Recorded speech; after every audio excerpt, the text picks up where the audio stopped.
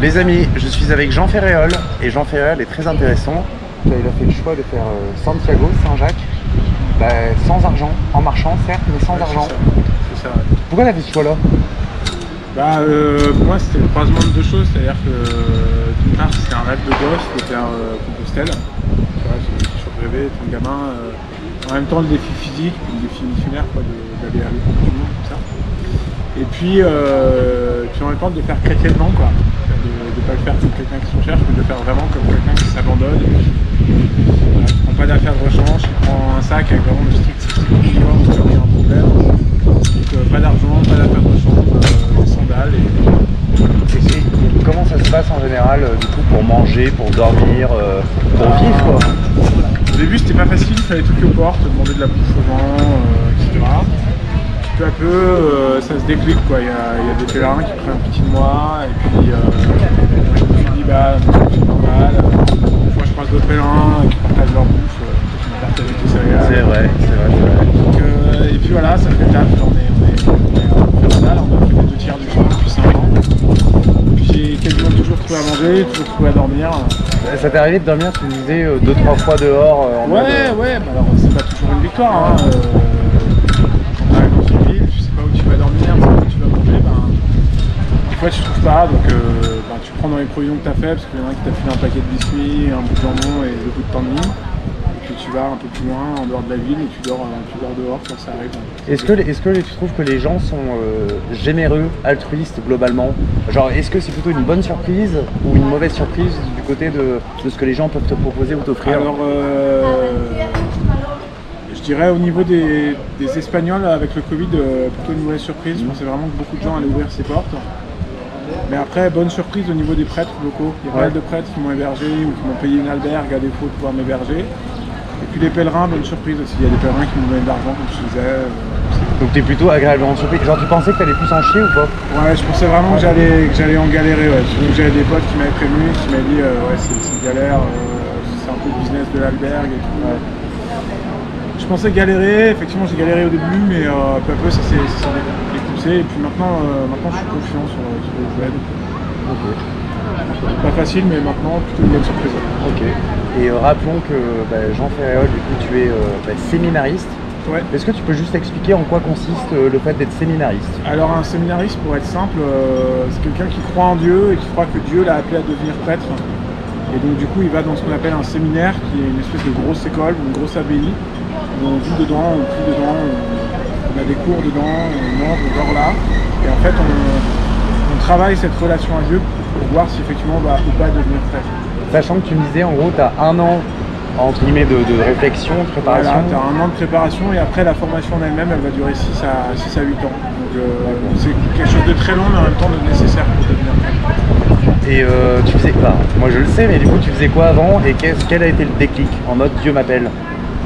Ah ça c'est une longue histoire, mais moi avant j'étais informaticien et vraiment j'avais quand même une bonne relation à Dieu dans ma prière ou dans ma façon de vivre.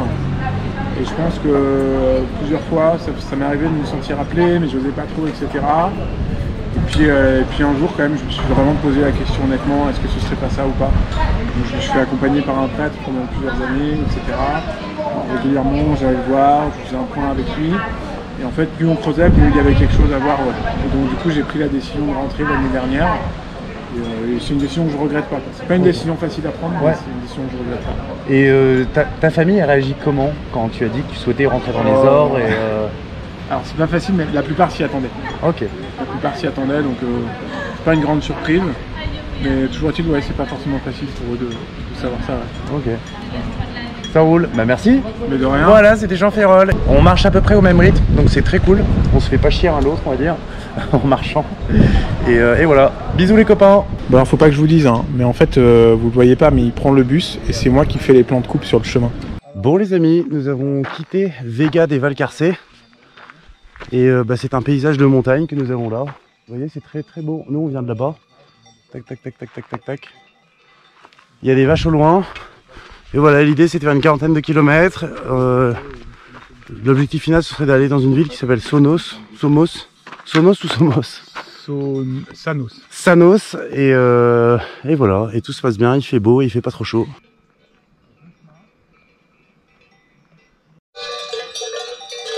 je suis avec Joël et Jean. Et regardez cette petite stèle. On est arrivé en Galice. Voilà, nous sommes en Galice. Ça veut dire qu'il n'y a plus beaucoup de kilomètres. Il y a 160 km avant Compostelle. Et voilà, et on s'est tapé une énorme montée. Ouais. Là. Donc on a grimpé une montagne. Alors le paysage est absolument magnifique. Hein. On a un lever de soleil qui est trop beau, etc. Donc voilà, et ça continue de ce côté-là. Voilà, la petite stèle, Joël et Jean. Ça reste quand même...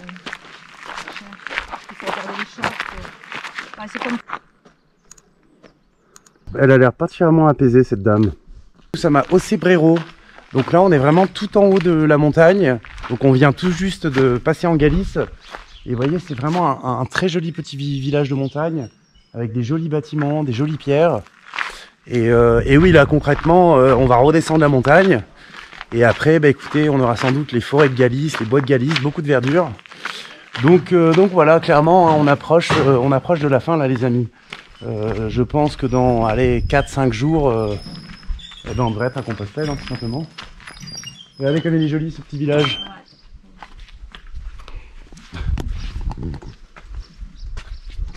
Voilà, mais... À toutes.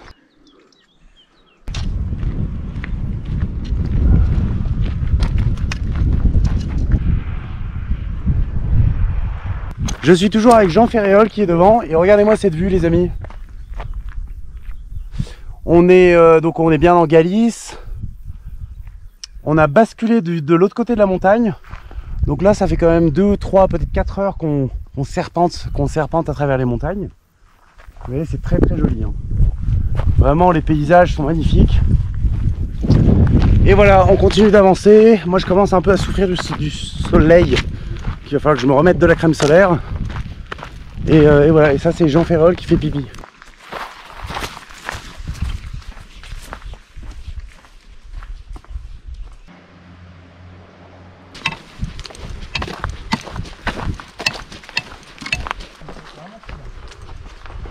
Les amis, nous arrivons à Samos et nous allons essayer de dormir dans ce monastère qui est absolument magnifique. Et en fait, vraisemblablement, c'est un donativo, c'est-à-dire qu'ils accueillent des pèlerins et les gens donnent les sous qu'ils veulent donner pour leur accueil et leur gîte. Donc voilà, on espère simplement qu'il est ouvert et qu'il n'y aura pas de problème et qu'il y aura de la place. Voilà, nous allons tester ça. Et Samos, c'est très mignon, vous voyez. C'est un tout petit village, c'est très mignon, c'est très calme, c'est au milieu d'une petite vallée. On est le 26 juillet, il est 7h43 et on a dormi plus que d'habitude. On est parti vers 7h. On s'est réveillé, je sais pas, vers 6h30, quelque chose comme ça. Enfin, on s'est réveillé vers 7h plutôt. On est parti vers 7h30. Et on quitte un joli petit village qui était très petit mais très apaisant, très calme, qui s'appelle Samos, où il y a un magnifique monastère que vous avez vu et dont j'ai fait quelques images. Et là, l'objectif dans la journée, ce serait de faire environ 35 km.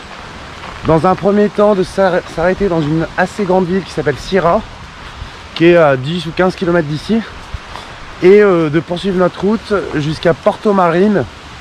Donc c'est une ville qui est à une vingtaine de kilomètres de Sierra.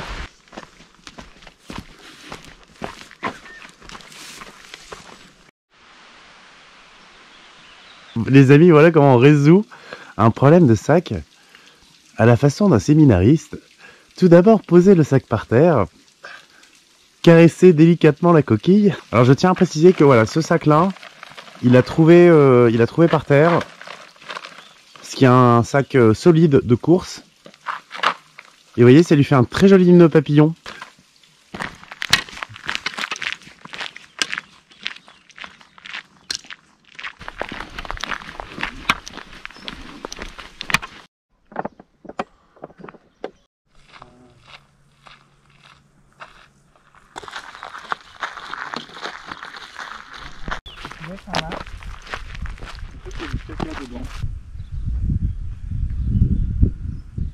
Les amis, il faut que je vous parle de la Galice. Car pour l'instant, j'adore cette province. Alors Jean Ferréol se fout de ma gueule. Parce qu'en fait, j'adore cette province parce qu'il y a des arbres absolument partout. Donc de l'ombre absolument partout. Ce qui est absolument génial. Même s'il fait 30 ou 33 degrés, vous avez toujours un coin d'ombre pour marcher tranquillement. Et vraiment j'adore parce que on retrouve une bonne vieille campagne. Vous voyez, il y a énormément de végétation, des petits coins de maïs, beaucoup d'arbres. C'est vallonné mais pas trop. Quand ça monte pas très longtemps, après ça redescend vite. Vous voyez, j'aime beaucoup la Galice pour l'instant. Je sais pas du tout si ce sera comme ça jusqu'à Compostelle. Mais voilà, rien à voir avec Léon, rien à voir avec Palencia. Beaucoup plus vert et beaucoup plus reposant à marcher. Alors qu'un ami cycliste... Ouais, le Camino. Alors qu'un ami cycliste nous dépasse.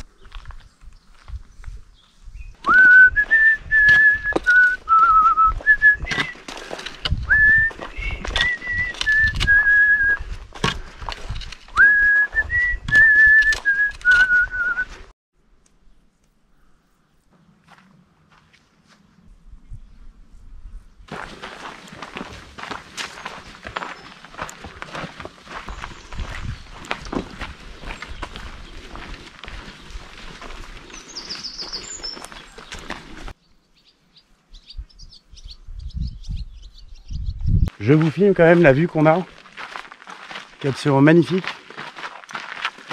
Et voyez, oh putain, et voyez, il n'y a que des petits murs de pierre comme ça qui bordent le sentier. Donc c'est vraiment super joli, hein. Super joli.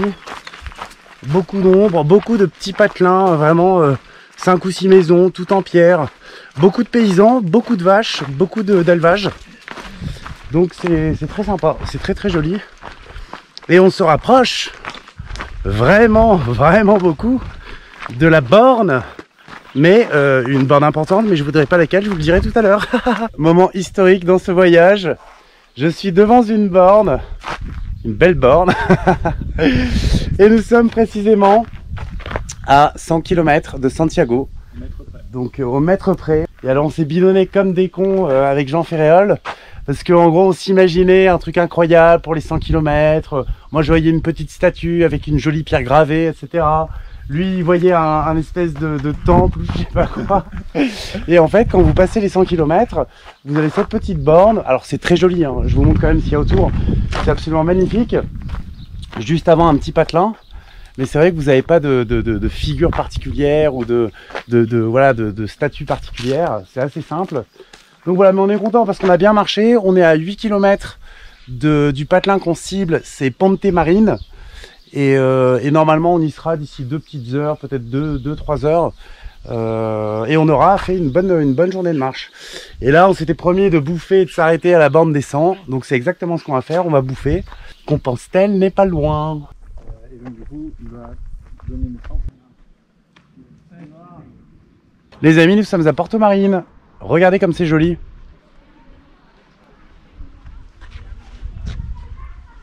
Porto Marine qui est donc traversée par un fleuve.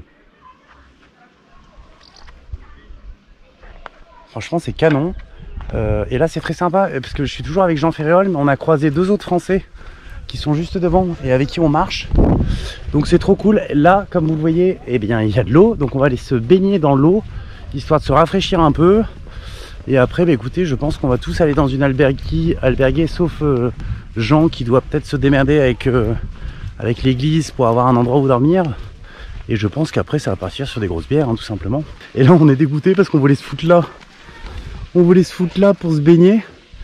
Et en fait, comme vous le voyez, il y a des mecs qui sont en train de prendre notre place. On est trop blasés. Les amis, nous sommes le 27 juillet, il est 7h10.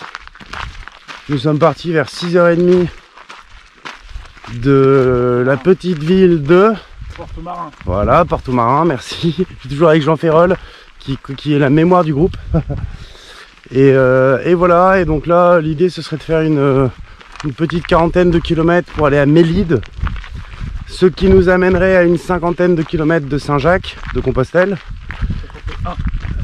Ouais, sachant que moi là aujourd'hui je suis fatigué, mon sac dont je vous ai parlé me fait toujours horriblement mal à l'épaule. Ce matin il me fait super mal à l'épaule et j'ai une petite forme que franchement j'ai du mal à avancer. Donc ça se trouve je vais décrocher et ça se trouve je m'arrêterai avant, je vais voir. Je vous partage cette vue quand même qui est très jolie sur la gauche, avec les nuages en contrebas, la mer des nuages.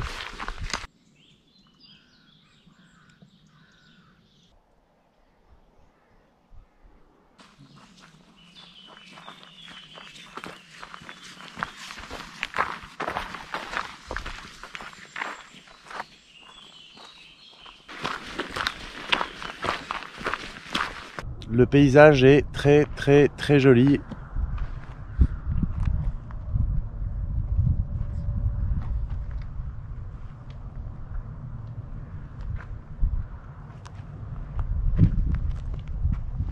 On vient de là-bas, on a monté une petite colline qui franchement m'a coupé les jambes. Ça a monté sec. Et du coup, on doit aller là-bas. Et je pense que ça va redescendre.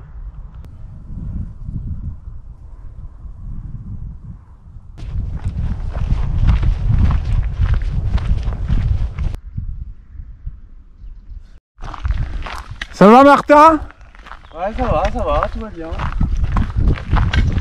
Voilà. Donc ce que vous voyez pas, c'est qu'en plus de faire les plans de coupe, maintenant c'est moi qui porte son sac. Je suis dans une petite ville qui s'appelle Palas de Rey. Et en fait, je viens de dormir 3 heures. C'était trop bien, j'avais un énorme déficit de sommeil. Donc honnêtement, aujourd'hui ça a été compliqué. On a marché 25 km avec Jean, donc dans la matinée. Et on est arrivé vers 11h30 ici. Et moi vraiment, mon corps là, j'avais mal aux pieds. J'avais un peu mal au dos, enfin j'avais un peu mal partout. J'étais épuisé. Enfin, j'avais vraiment besoin de dormir quoi. Donc je me suis arrêté, moi j'ai dit à Jean que voilà, j'allais m'arrêter là pour aujourd'hui, que mon corps avait vraiment besoin de se reposer. Donc voilà, et Jean aussi était quand même très fatigué, parce qu'on avait quand même très bien marché ces 3-4 derniers jours. Donc lui aussi s'est arrêté, donc là je vais le rejoindre. Et donc voilà, donc ce matin on n'aura fait que 25 petits kilomètres. Cet après-midi repos. Donc j'ai vraiment dormi énormément, j'ai mangé, enfin voilà. Et voilà, et demain on va pouvoir repartir en forme, tout simplement, parce qu'on aura plus de temps de se reposer. Donc je me donne 3 jours pour arriver à Compostelle. Je vous filme pas trop Palas de Rey, parce qu'objectivement ça va pas énormément le coup en vrai. C'est une ville, bon, c'est pas fou quoi. Et après une grosse sieste de 3 heures, qu'est-ce qu'on fait? On se prend un petit Coca-Cola bien froid. C'est vraiment la boisson parfaite pour faire Santiago. Hyper rafraîchissant, du sucre dans le sang, enfin c'est génial le Coca-Cola. Les amis, je vous quitte et je vous dis que c'est une fin de vidéo. On va laisser le camion passer. Voilà, c'est une fin de vidéo. Alors j'essaie de faire au mieux, mais comme vous avez compris que depuis 3-4 jours je marche avec Jean, ben, je filme forcément un peu moins les paysages, je fais beaucoup moins de plans de coupe et tout. Parce que j'ai pas envie de l'emmerder en permanence à poser une caméra, etc. Donc même s'il est assez compréhensif là-dessus, voilà, c'est logique que je filme beaucoup moins. J'essaierai néanmoins d'arriver seul à Compostelle, parce que déjà j'ai vraiment envie d'arriver seul, et j'ai envie de soigner ma dernière vidéo, on va dire. Donc voilà, si vous avez aimé cette vidéo, si vous avez aimé le contenu, n'hésitez pas à vous abonner, ça me fait vraiment plaisir. N'hésitez pas à laisser des commentaires, je les lis tous et je réponds quasiment à tous les commentaires. Si vous voulez mettre un petit clic pour un petit pouce bleu, eh bien écoutez, c'est aussi le bienvenu. Je vous embrasse les copains, bisous.